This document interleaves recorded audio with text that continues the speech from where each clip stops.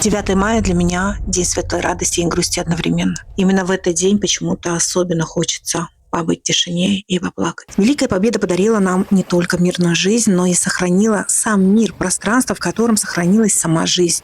И этот мир удержался не только благодаря мужеству, отваге, стратегии и ценой жизни.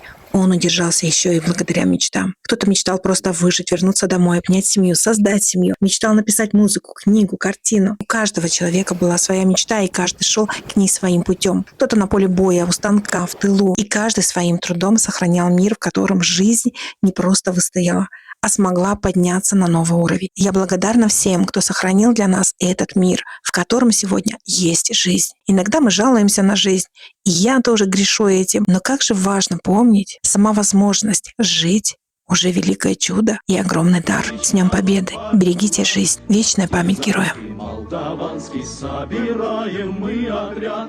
Нынче рано партизаны дом покинули родной. Ждет тебя дорога к партизанам в лес густой.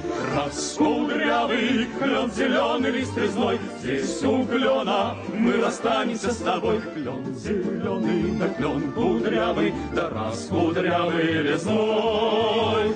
Раскудрявый клен, зеленый лист резной. Здесь у клена мы расстанемся с тобой. Клен зеленый, да клен кудрявый, да раскудрявый резной.